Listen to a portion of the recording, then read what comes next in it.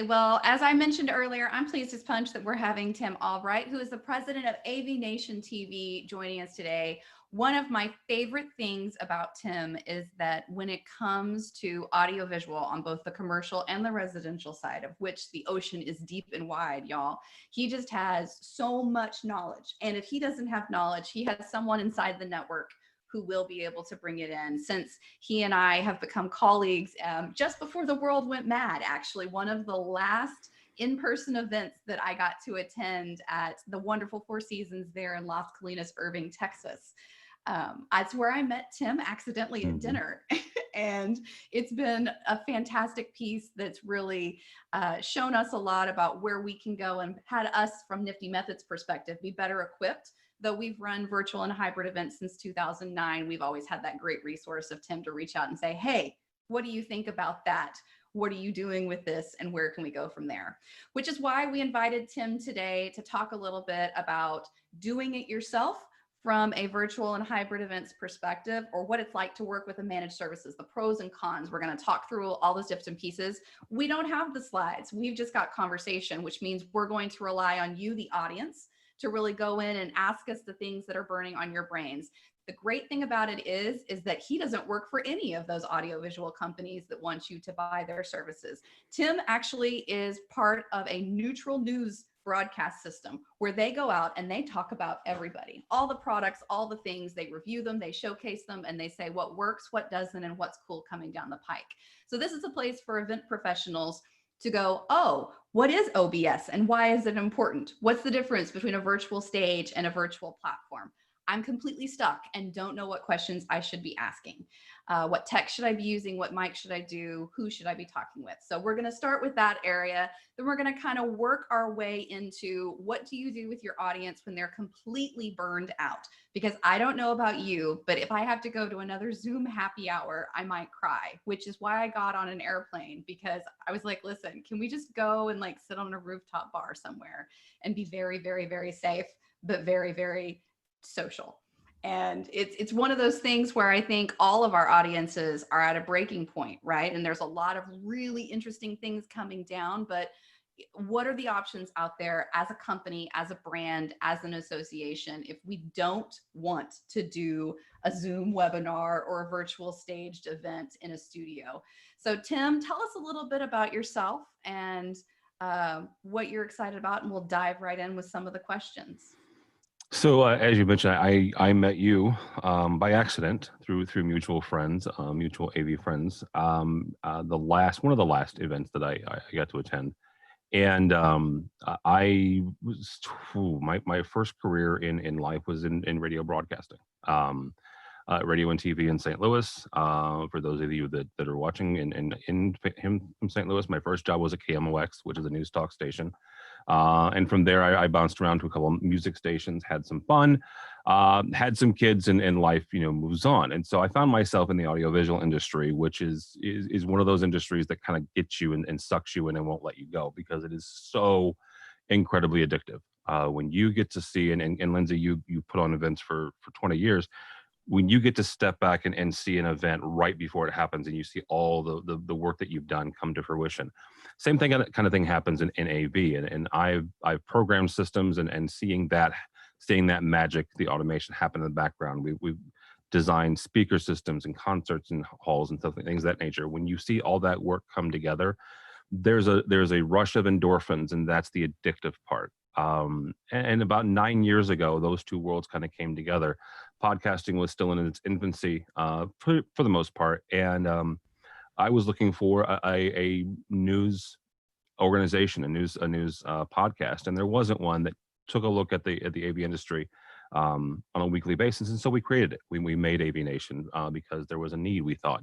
And 9 years later, there still is. So we still keep doing what we're doing, but that has evolved, and we do other things, like we help other organizations create podcasts of their own. Right? We sit in the background and we say, this is what we learned over the last 15 years. Because I used to teach radio production and podcast production as well for 14 years. So we take all these last 20, 25 years and we kind of culminate it together and help other people. I mean, it's interesting to me how audiovisual has always kind of been, at least for the event prop side, right, in the back of the house. And it's something where I think all of us in the industry acknowledge we couldn't do what we do as well as we do it without technicians like you. But now a lot of the conversations we're having with folks are, can we do this ourselves? Like, what does it look like from a DIY perspective? So let's start there. I know we've dropped into the chat, and if anybody's trying to DIY their next virtual event, whether you're home growing your platform or if you're trying to go out and produce it on your own and you've only ever done face-to-face, I know back in April, you did 2 events for the first time, your Learn from Home series, but you've been helping out with several others. Like, what's it like to do it yourself? And where can people go to find the resource to get started and ask those questions? So the first thing I would say is it was interesting doing it ourselves. You helped us with the platform side of it, but it was about 3 to 4 weeks of everybody kind of throwing in and saying, this is what we need and this is what we can do, right?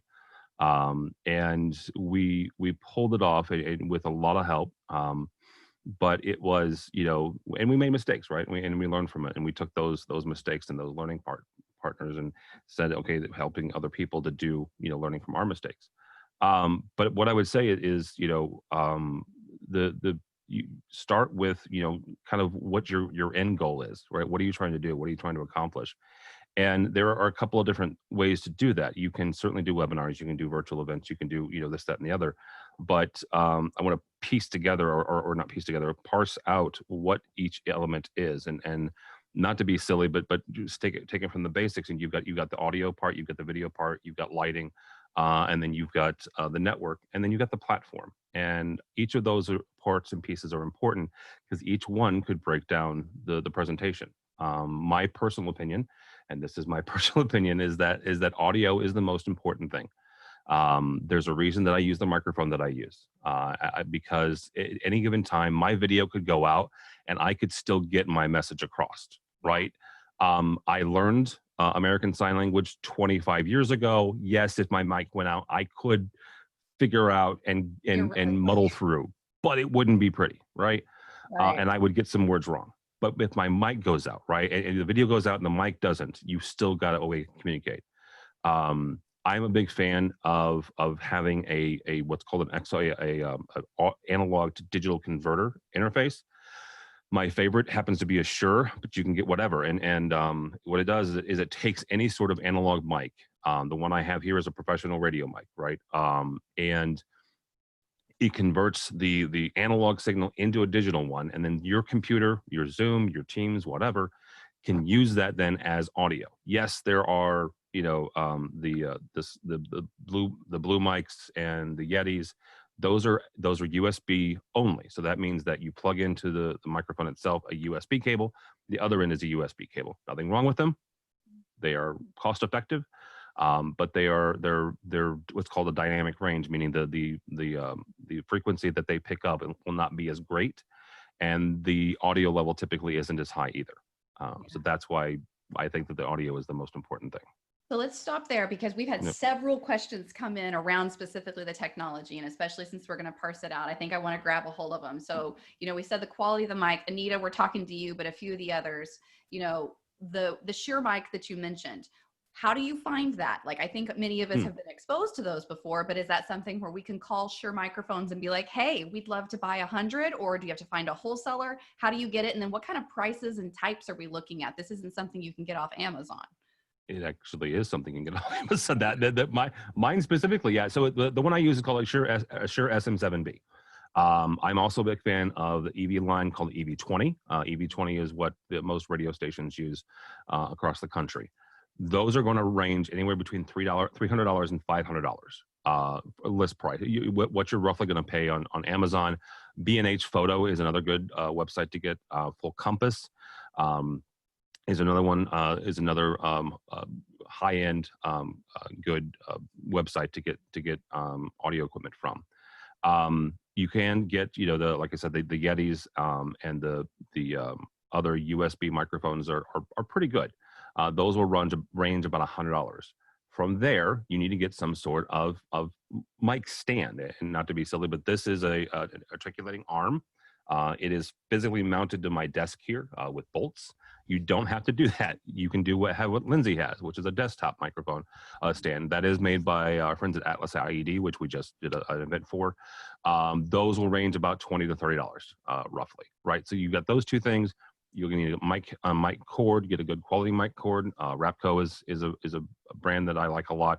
That'll run you about $10 to $20 depending on the length, right? So that's where you've got those. That's the equipment list. Again, Full Compass is a great company. B&H is a good one, and you can get a lot of this equipment from Amazon. You really can. So that's something to note because I know we have several attendees who are joining us from around the world. So when we've worked with a few clients and AV Nation's helped us partner with ones where we've been delivering microphones to London, to Canada, to here in the States and back and forth, think about your lead time, right? Never before has it been so much hurry up and wait. We've had several clients call and be like, can you do this in 2 weeks versus can you do this in 2 months? In order to send your speakers who might be doing a home studio these fantastic microphones, the light rings that you're going to need to do to make them show up nice and bright, and all of the equipment from the box. You want to make sure you're going to allow, I think we were finding with a lead time of at least 5 business days.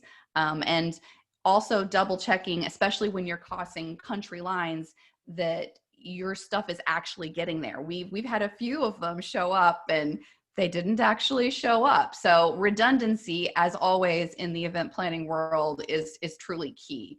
So some of the other questions coming in are, what questions do we need to be asking in an AV production RFP? So this is kind of like, we want to go in, and Elizabeth, maybe you can help us understand a little bit more. An AV production, to have them help you produce it, or like what specific types of information. And while we're waiting for that to come in, we can go in and talk a little bit about cameras, because we're getting it like, is Logitech Brio or Hudley Pro, Manicam? What's on your hit list of cameras you can't stay without? Hudley is an incredible camera. It is a little on the more expensive end, right? So you're looking at between $300 and $800 for a Hudley cam. My favorite camera right now, and Logitech doesn't sponsor anything that I do, that just happens to be my favorite camera. It really is the Logitech Brio currently right now. Logitech has a lot of really good, fantastic cameras. Some of them start around $75. The Brio itself is roughly $200. You should be able to find it between $175 and $200. Again, on Amazon, on Best Buy, I believe B&H has some as well. That has a good depth of field, meaning that the distance between you and the actual camera and the background is gonna look right. Now, I say that as I'm sitting in front of a green screen. If you're doing a green screen, depth of field doesn't make a hell of beans difference, because you're just keying out the background. But if you're not, if you do have a legitimate background like Lindsay does, then that depth of field does matter. The other ones that some folks that may not necessarily lean to, because they're not very consumer facing, and that's a company called Marshall Electronics. Mm-hmm. And what Marshall Electronics makes is literally a Matchbox car size camera that has an incredibly powerful CCU, a very incredibly powerful chipset that is what the actual eye of the camera is. And it is roughly about 2 inches by 2 inches cube. Incredibly powerful. You can put it anywhere in your house, in your setup. You could put it up here, but because of its size, it lends itself to a lot of flexibility. They make it in the ability for SDI, which, if you've ever seen an SDI camera, it's an old Genlock connector on the back, and then you can get an SDI into USB converter for that. But that, again, is going to be a little bit on the higher end for the camera settings. It's kind of like the Hudley, $500 to $800. Explain it for us. Like, Hudley costs around here, higher end. Hudley costs around $500 roughly. Okay. Lower end is going to be Logitech between $75 and $200, and then the Marshall will be $1,000. Yeah. So, like, for those of them, we've had several questions come in around the same thing of, we've got a good mic, but any ideas how to improve the audio or the lighting for these remote presenters? I mean, the answer really is to make that investment and to send packages to them, and not only to send them to the presenters, but to train them on how to use them. And I interrupted you. Go for it. No, you actually sparked a thought. You can also rent them. Yes. for your clients. We have rentals. If you contact your local AV rental shops or staging and events companies right now, which yes, they're not doing events, but they have gear and they'll rent them to you. And I can't tell you prices because that's other people's business. You can contact us and I can give you prices. But like if you are in St. Louis, Comforts Technologies, which has roughly 20 locations, and they're good friends of mine. They have a live staging events office almost in every location they have. So call them up and say, hey, I've got an event and I need this kind of gear to be sent here, and they'll give you a price for not only the rental of the gear but also for the shipping. And that's another question we're getting. We will be providing a complete list of these preferences with links out and everything for what he's doing, as well as some of the resources where it's like, you should buy this mic, you should invest in this. Here are some of the groups. We've had several audiovisual partners that we've worked with over the years volunteer to be on a list, including Tim. So we're going to put them out there so that if you're needing to go and find either to buy for yourself or to rent it for your next show, make sure you've got that. While you're thinking about it, let's kind of move into the managed services, because we've talked a little bit about the DIY and how kind of scary it, because even doing this all the time, you've said certain acronyms and I'm like, what is that? What does that mean? So talk to me about like, how do you hire an audiovisual company to do this? And how can you help clients who are hiring you, educate their end users on the importance and value in hiring professional techs? Because many times I think there's a disconnect in the minds of some of our end clients because the audio team is just there and they're part of the convention center or the hotel and they don't realize all the magic that goes into your job. So there are a couple of things. One is the trade organization that we all belong to, but the trade organization for the professional commercial audiovisual industry, and that includes staging and events, is AVIXA. AVIXA has a certification called a CTS, a Certified Technology Specialist. That has two additional designations. One is a CTS-D, which stands for designer. One is a CTS-I, that stands for installer. But having a baseline CTS, and you can put this in your RFP, your company has to have X number of CTSs.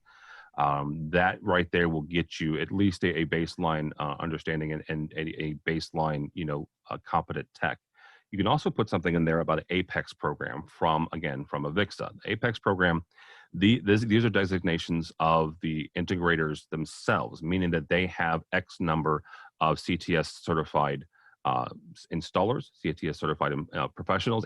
In addition to that, they also have a certain number of CTS Ds and CTS Is. So not only do they have the baseline knowledge, but they also have the additional knowledge of design and installation.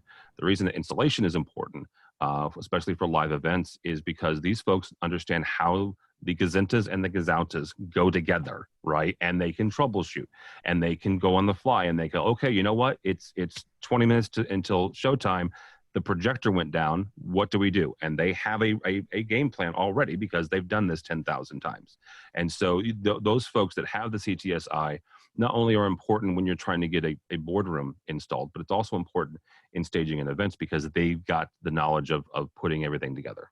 Yeah, and I think that that's really important. And we've had a couple people ask, is this recording going to be available? Absolutely, it is. But as you're talking about on the fly, one of the things that always makes me, that rush you get before you go live is 10 times when you're doing virtual because there's so much uncertainty and risk. And having that competent team around you, you need the event managers, the competent speakers, and the AV team, and the great technical platform for that. And so that's one of the things we're encouraging everyone to think about as they're going in, like the CMPs of the world. Yeah, we're fantastic. And we're going to continue rocking it out from a plan a virtual event piece. But the other parts of the ecosystem that have made us incredible at our jobs, the venue, that's now the technical platforms we're working at, and then the CTSs, and a lot of this, you might know them as the video operator, you might know them as the director, the show caller, the executive producer. These are the people who you may not have talked to as closely. That's what it looks like on the budget from a line item perspective when you sign off on that bill later on. And so some of these we want to go in and kind of talk more about it for it. So let's kind of go in and think about a little bit deeper for, is it possible to create the same production feel in a virtual world? I know we've talked about the tech, and I feel that feels very tactical. So let's take it back a little bit. Mm-hmm. Do you think that we can actually bring the magic of 3D to our whatever it is that we're doing now? I mean, to me, hybrid is still a ways off from a safety perspective, especially for some of these larger meetings. So how are trade shows going to thrive from your perspective? How are even events with 80 people going to thrive? And is it possible to have that same production crispness happen in the virtual space? So the short answer is yes. It's just going to take some steps, right? And it's going to take a really, really talented group of programmers, because now we're getting into a realm of where the AV and the analog and the wow of AV and the experience of AV is also going to be determined on the wow and the experience of the programmers that are giving us the platform.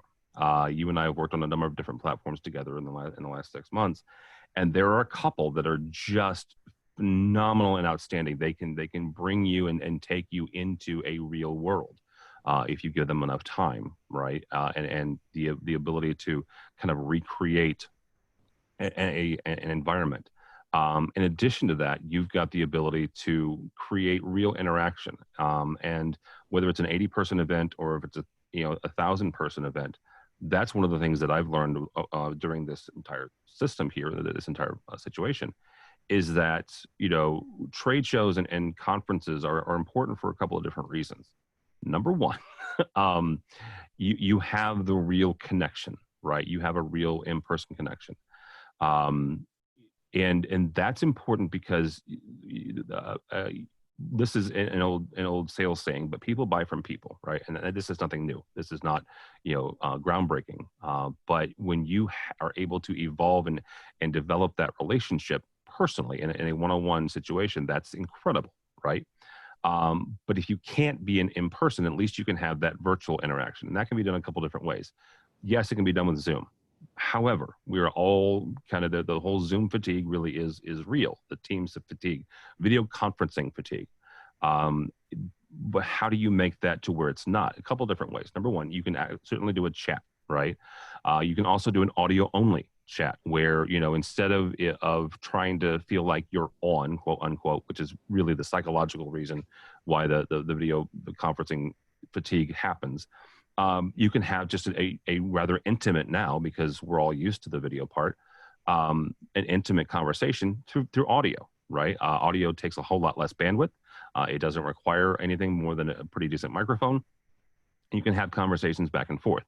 In addition to that, you can, as the person trying to connect with folks, present, right? Whether this is a video and while you're talking to them, it's a PowerPoint presentation, or it's a run through of a piece of software or a new product. You can show that on the screen to where it's really nothing more than the graphic and then the other you two talking. The last part of that, though, is making sure that there are elements and there are hooks in for the audio video, and for that is I'll point to Apple's developers conference that happened in June. If you didn't have a chance to watch that, go back and watch it. Fantastic. It was all pre-recorded, right? It was all pre-recorded, and it was incredible. From a technical standpoint, Tim Cook kicked it off, and he was recorded using a Steadicam. If you're not familiar with what a Steadicam is a gear, it's a rig where the camera operator has the ability to move the camera up and down. The camera is almost floating, but it's attached to the camera operator. It's a big contraption, but it makes it feel more intimate. Right. And this is the production part of that, right? Where Mr. Cook could lean in and lean back and the camera could follow him and float. The vast majority of those shots during the keynote and during those opening sessions were done with some sort of either Steadicam or some sort of what's called a jib or a jib arm, which again is another contraption that lets the camera float up and down. So these are production elements that you can use to bring the wow, to bring the folks into a little bit more personal connection. So we're getting quite a few questions around platforms. So let's talk about that for a little bit, because Mhm. I mean, that's the other half of the equation, as you and I have learned as we've been kind of exploring through a few of them. I know, together we've done Kaltura, Bizibo, we've worked with Hub, kind of thinking through what that can look like. Hopin's another really great one. When we went to AVIT recently, put on by Future, I believe they were using vFairs, correct? Yep. So like those are some of them. Who else on the marketplace have you seen or sat in on that you're like, wow, that's really something? So On24 is also an incredible one. Yes. My favorite one to date is still Hub. The visuals of Hub are really what gets me. I absolutely, and not saying that anybody else can't do it. I'm just saying I have not seen somebody yet match the creativity and the realism of the Hub team. But On24 was a good one, and I really liked the AVIT Summit's interactivity as well as their booths. The Yeah. one thing about trade shows right now is that you have a couple of options when it comes to a virtual booth, right? And they did a really good job of not only creating a booth and a virtual booth, but also working with the vendors and working with the sponsors to help them really get the most out of that. There was one company that was a sponsor, and not only did they really take advantage of it, but they had also had a previous booth of theirs rendered in 3D, well, not rendered in 3D, but scanned in 3D. Yeah. It's a platform called Matterport. We have a Matterport camera here. They had taken it, I believe, at a previous trade show, scanned it, and then that was the boost that they used for this platform. Yeah, and I think that that's a really critical element that you've just called out there too, is you get in as much as you get out, right? And so Mm-hmm. that's something when you're working with your exhibitors and sponsors, because I think we've all been to some really terrible virtual trade shows lately, and we've been to some really incredible ones, and some were at the mercy of the machine, just because it's very, very difficult to replicate a trade show experience. It's even more difficult for to grab that traffic, because as you're going all the way to the back of the convention hall, you can't pull them into the booth. But those companies and brands and just even startups that are investing in that marketing technology, that's really thinking about what happens after they get the lead and what are they doing from a promotion portion out before it, that's that element that's really going to make your trade show platform that much more powerful. Like, how can I put my content in? How can I get my content out? And then how can I talk to them in the middle of it? Social 27s is another really great shop out of, they work with Microsoft. And they do a lot of with that from a, can we get them in and do almost like a brain date to pull them out for those one-on-ones. So the other part of it is make sure that your platform allows for I'm going to try to hard time saying this, but basically attendee networking, right? yeah, So yes, that it's network. It's important to get the attendees connecting with your sponsors and the people that were exhibiting who would have had a booth, right? But now they have a virtual space. But it's also important to make sure that the attendees themselves can network together, because that is where they find value. Not that they don't find value in your booth, not that they don't find value in your new widget, but they also find value in networking with each other and learning from each other. At least in the not just the AV space, but other spaces that we've helped with. That's been one of the common requests, is making sure that folks can talk to each other, again virtually, but at least talk to each other and connect with each other on a one-on-one or a one-to-many basis. and I think that that's, again, another interesting point, because as event organizers, sometimes we will exclude the manufacturers for like the AV world, right? We'll exclude the sponsors and the exhibitors from some of the networking options. And that's okay to a certain point, right? Because we want to help do as Tim says and talk about the different ways we can get them going. But at the same time, like, they're still people. Many of them have paid to be there. A lot of them have paid quite a bit of money. And some of them send people to learn the industry because they work in the industry too. So make sure you're not cutting off your nose to spite your face, and that your exclusions with technology, because sometimes it's very black and white of you can only be part of this, but you can't be part of that. So let's talk about networking for a little bit. What have you seen, without naming names, that has been great and has been terrible? Well, it's the same thing. Oddly enough, it is it is a virtual a trivia night, and I've had incredible experiences with these. Not that I did them, but just as an attendee, and it was great networking, and you and your friends get to pit yourselves up against, co-workers and colleagues from across the country and across the world. They have been done incredibly well, and they have been done god awful. So you just make sure that when you honestly, if you're thinking about that as an option, I would take the company out for a test run, right? Grab 3 or 4 folks and make them show you exactly how they would run their event, because again, that is something where, number one, you typically don't get a second chance at, right? If you screw this up once, your constituents probably will not come back, and if they do, it will be, very hesitantly. So make sure that they're, that's something, and that's something that they do well. The other part is a happy hour. A virtual happy hour is something that I absolutely love, not just because of the Negronis involved, but also because you get folks from all over the world, really. In the AV space, one of my dearest friends is a guy by the name of Chris Netto, who has learned social networking and guerrilla marketing the hard way over the last 10 years. And every other Friday, he does a virtual happy hour at There's 5 like o'clock. a ton of people. Yeah, there's over 100 people. Sometimes I think we got one up to 300 at once one week, and then they come from as far east as the UK, and as far west as Hawaii. And once we get to a certain point, he starts breaking people off into breakout rooms, which is one of the features that Zoom has. Typically, we'll cap those at about 10. So we'll put out 10, 20 virtual breakout rooms. You guys will hang out for 10 minutes, 15 minutes, get to know each other, and then everybody comes back into the lobby, and then you'll start over again. So that's another one. This brings up a good point. Danielle was asking, with happy hours, how do you recommend breaking the ice and getting people to interact? And like the AV world, y'all are tight. Like the people who come to these happy hours, I remember the first one Megan invited me to, and I was like, wow, I know 2 people here, and this is a group that is tight knit. But what about some of the happy hours you've been to that maybe you don't know people at, or it's an unfamiliar audience?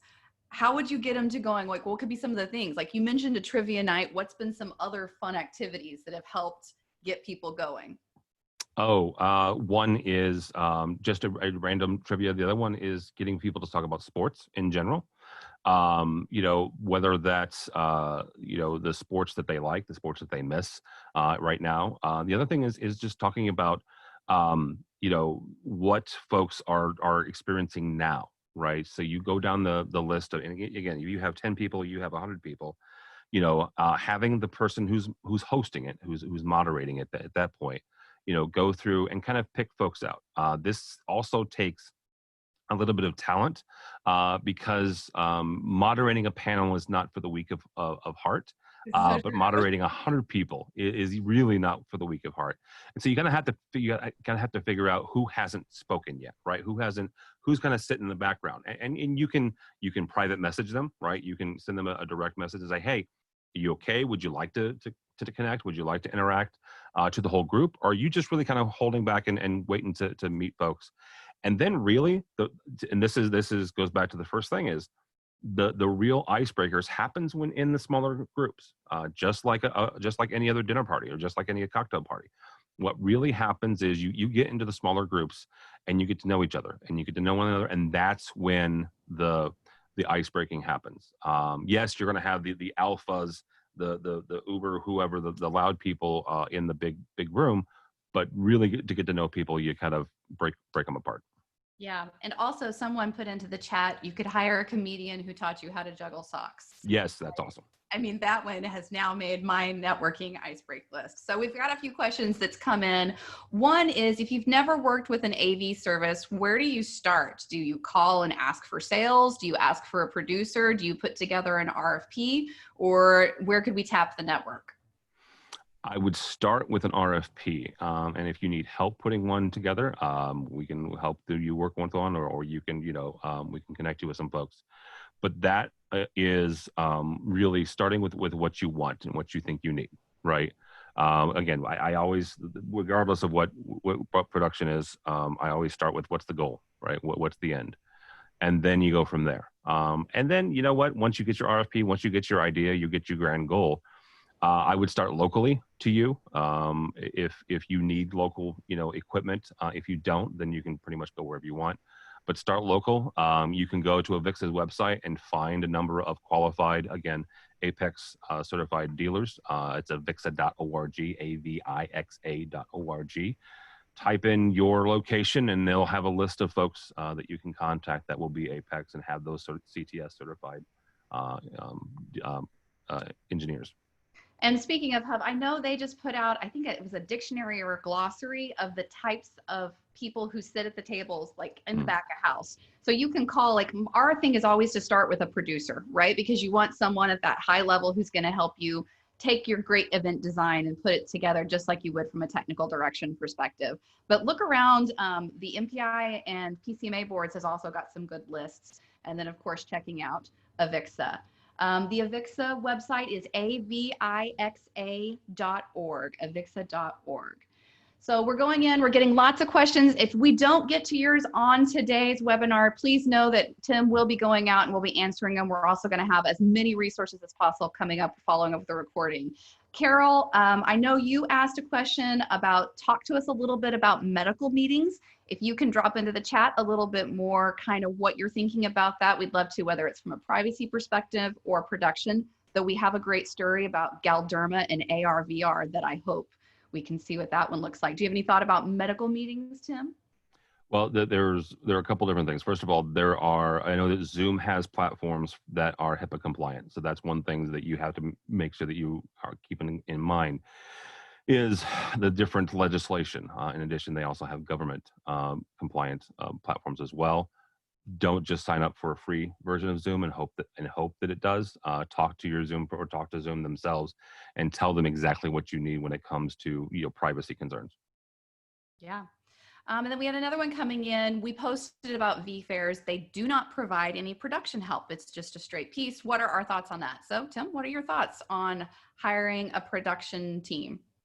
So when you look at a production team, again, Lindsay would start you with a producer. I would start with sales or an engineer, right? And again, start with that RFP and tell them what you're trying to do, right? You've got the ability to create your own experience. And so, whether that is a live background with a video wall and a full, pyrotechnic experience, or it's something simple, just you in your office.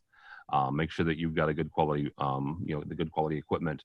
But the real start is starting with the end in mind, and then working with your local AV provider, whether that is a live staging an event rental company or it's an integrator that can help you out. Walk them through exactly what you see the end goal being, and then have them help you produce it really. But vFairs is a good platform, but you're right, they've got to have the inputs. Yeah.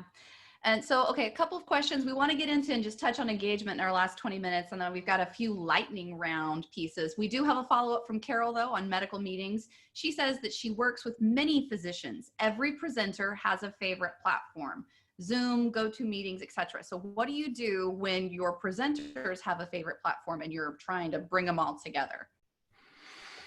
There are a couple options. One is it's a company called Wirecast, and it gives you the ability to bring in several different platforms through different computers. Wirecast it's a not only as a software, but there are also as a hardware component. I'm not asking you to buy it, but find someone you can rent it from, or find someone you can have come in and help you with that. The device itself, if you do want to purchase it, the big version of that is $10,000, usually around that list price. That will let you bring in several different computers. In addition to that, it'll let you bring in remote folks as well through their platform. So think of a video switcher having its own version of Zoom. So you bring in several different computers through their inputs as well as the virtual one, and then you pretty much create the output to whatever platform you want, whether that is a streaming device, whether that's a Wowza server. A Wowza server is a cloud-based server that takes in an input, and then it will spit out to whatever platform that you want to. Again, Zoom, Facebook Live, YouTube streaming, whatever. You can also use a company called Livestream, which we use a lot. Those devices start anywhere around $1,000 for the simpler version, and then go up from there. Again, that will take an input, typically just an HDMI input or an SDI input, so a basic video, basic audio input. It'll shoot it out to the live stream's website. From there, you can take that stream and you can tell it where you want it to go. It can anywhere from an RMTP stream, which is a basic just go over here to that website, to a YouTube live stream, a Facebook live stream. Bright Cove, which is a company that we use here at AV Nation, they also have a streaming service that can be embedded into any sort of website as well. Absolutely. All right. Well, let's talk a little bit about engagement here. We had anonymous attendee said Zoom overload is hitting everyone hard. Any tips on how to be engaging without being corny? And a follow-up from Tamara, did I answer it right? Hopefully. What other type of recommendations might you be able to share regarding engaging the audience when you're hosting a fairly serious content-heavy webinar or gala combined with an awards ceremony? So think about it, like, is polling what we need here, or can you go above and beyond from an engagement perspective without, being corny or funny looking, not funny.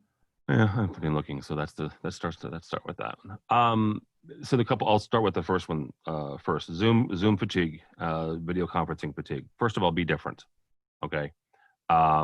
Stand up and have a lavalier microphone or a boom microphone so you can hear so that they can hear you. I referenced the event we did for Atlas IED. We rented out a theater, a local theater for me. We brought in everybody. We social distanced. The production crew was social distanced, but we rented out a theater to do a product launch. It was incredible. We surpassed all of the clients' goals for that launch, both as far as signups, but also with the goals. 300 demos off of 1 hour, y'all. Yeah. It's insane. And their goal was 100. So so that was a way it was different, right? In addition to that, we had a virtual press conference afterwards. So we fed in the audio from the press, who was again on Zoom, but we were not, and so the presentation was not. We were able to hear the press, and they were able to ask questions back and forth. There was that interactivity. Another way to do it is kind of what some of the classrooms and some education facilities are looking to do right now.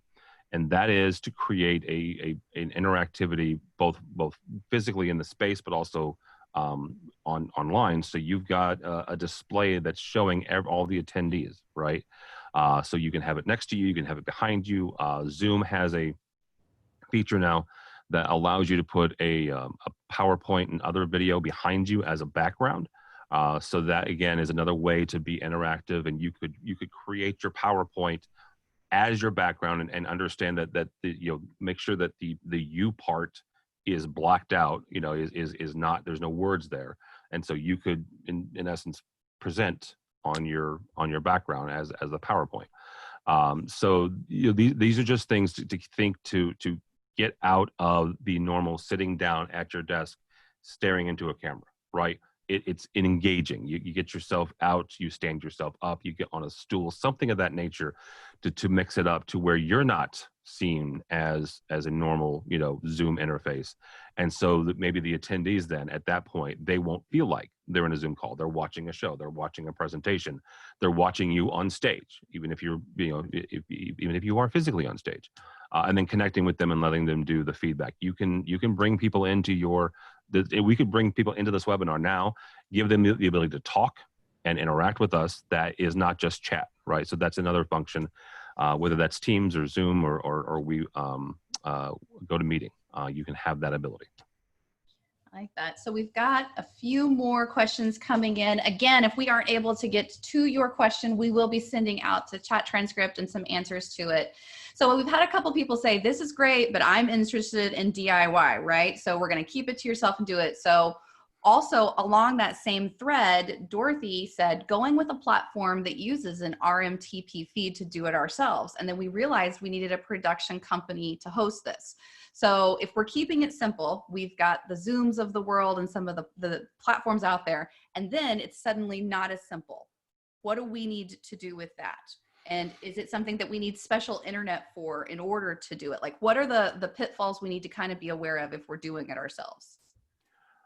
So number one, let's talk about the internet. Internet, you need at least 7 megs up, because what that means is that, so if you go to speedtest.net, that will allow you to see exactly how fast your internet is in the location that you're doing it. I always recommend lining your computer, the computer that's presenting the actual computer that's feeding the internet, and then go to speedtest.net. It will give you a little bit of it'll look like a speedometer. It'll test the down, and then it'll test the up. The down, if you are at home or a typical office, it's going to be faster going down than it is going up. But your up should be at least 7 megabytes a second. Ideally, it'll be twice that. So ideally, you're looking at 14 to 15 megabytes per second. So let's start with that. Again, hardline it. And then from there, so if you're streaming, if you're DIYing it, here's what I'm going to suggest to you. Don't worry about the RMTP, okay? Because there are a couple of ways you can do it without the RMTP. If you use Zoom, and I will say Zoom because that's what we use here.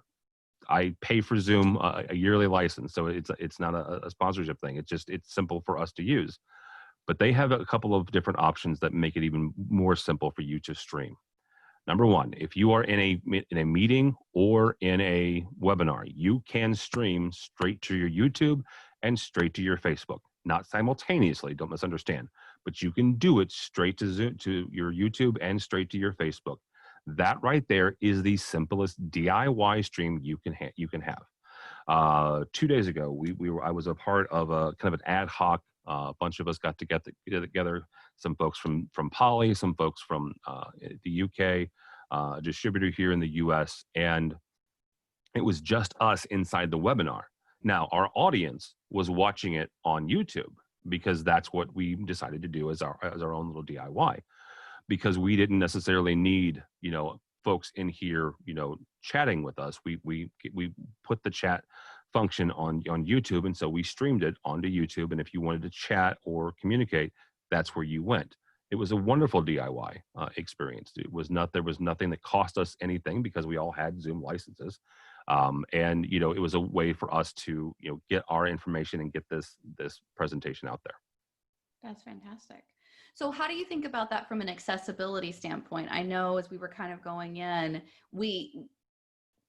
virtual and going hybrid, you have the capacity for more and more non-able-bodied to attend, right? Yep. But there's also that, are the platforms like the ones from a DIY perspective accessible? Are they meeting W3 standards? Do they have the closed captioning where you can do that? Screen readers, sign language interpreters, like you mentioned earlier. How does that figure into it from a DIY and from a managed platform perspective? So there are some limitations, right? And if you're doing DIY, you're gonna have to live with some of those limitations. One of those is closed captioning. That if you need closed captioning, that's when you're going to step from DIY to kind of do it with me, right? It doesn't necessarily you need to hire an entire production crew, but you are going to have to hire some sort of or engage some sort of other software company or another platform to kind of convert that in real time to closed captioning or some sort of other sign language interpretation. And we've put a couple in there. Rev.com, who many of us for years, if you've been transcribing into English, is now doing live transcription. I know we've started doing it over at Nifty. Rapport International is a company that we use sometimes if we have to translate into other languages for closed captioning and translation, and they're fantastic. So there's lots of them out there. Again, tap the Meeting Planning Network and we'll get some more resources after we give Tim a little bit more in. We've got 8 minutes left, so let's talk about what if you don't want to do video? What are some alternatives to bringing connections and engagement in if you're all zoomed out?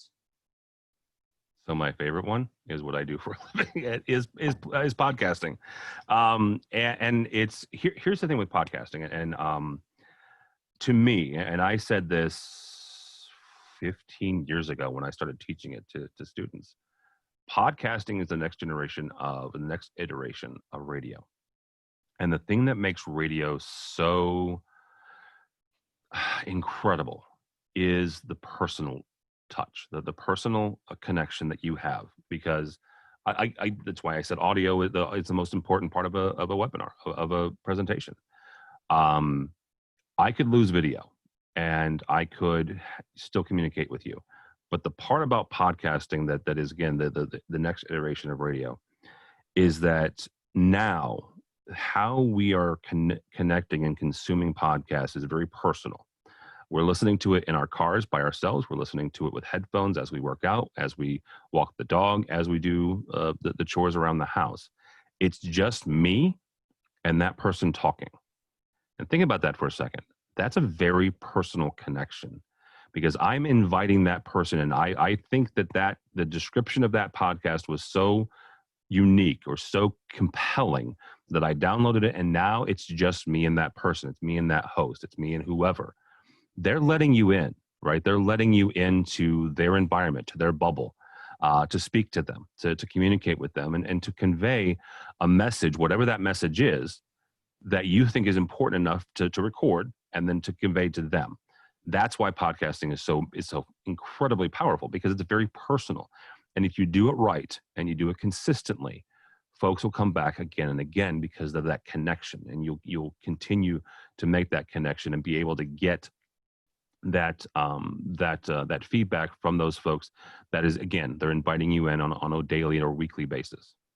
This is something where when we've had people reach out to us and ask, especially the membership associations, but even some of the brands that have gone into a remote staff for the first time, that's one of my favorite things is you've shared more and more about podcasts. It's really been a resource for like, how do we replace monthly chapter networking events? How do we get the new message about some of the rules that we're announcing that's facing the organization? How do we help the CEO or the division head stay in touch? How do we do those number of touches that you always would have at a face-to-face event or at, your company roundup or as a new startup trying to get something out there and break through the noise? And I think that podcasts have this really interesting entry point in that as we're kind of thinking virtual and hybrid, it becomes kind of part of the three-legged stool, right? Until we can actually get back to face-to-face. So from a price range perspective, what does that kind of look like? Because I've seen it like advertised for, I can start my own, podcast for $99. And then there's some groups out there that are like, it's $100 million. And there has to be a middle ground for that, right? There is, and it depends. It depends on what you want to do. And you could start a podcast for $100. You could go out and buy a USB microphone, a Yeti microphone for $100, and plug it in your computer and press record. That's a podcast, right? Now, what goes from there to really compelling and really getting in there is finding a partner that helps you kind of walk and evolve and produce. A podcast is again nothing more than radio to me, and a good radio and good audio and a good podcast takes time and takes thought. Again, I go back to what is the end goal in mind? What are you trying to accomplish here? And then you step back from that, and then you evolve, and you go, okay, this is what we're trying to do. Well, then, okay, what does that look like? Who are we talking to? And there are questions that involve when you make a podcast or make any sort of audio like this, that you figure out, who you're talking to and what is it that they need. And then you go, okay, well, is this an interview? Is this just me talking and giving you explanation? Is it the CEO talking to the employees on a daily basis for 2 minutes and saying, this is what we're doing today, guys, and this is why we're awesome, and this is why I think that you should go out there and kick butt today. So all of these things are important. The technology is important. The consistency is important. The platform that you use to deliver it. All of these considerations are things that, beyond just plugging in a microphone and pressing record, go into creating a podcast. And if you have a good partner, then they'll kind of walk you through. And those, that can be anywhere from doing it, the entire thing for you, including hosting it, to just kind of sitting back and helping you do it yourself, right? And one is kind of a as a contractor, and the other one is more consultant, right? So it depends on how much work that you want to do versus how much work you want someone else to do. But that's just it really comes down to finding a partner who knows what they're doing and can help you along. I like that. We've got a couple of lightning rounds, and so I'm going to see, can you actually, because I think this is fantastic, Eugene. He said many people don't get to hear what they sound like on the other side. Can we hear the difference between the computer mic and the fancy mic?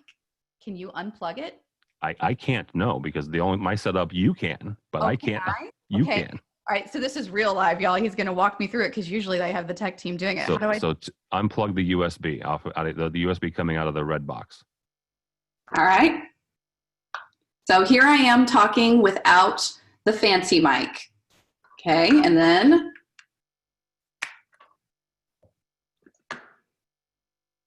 Make sure you select it. oh, but it's gotta, there we go. There you are. And I am back on the fancy mic.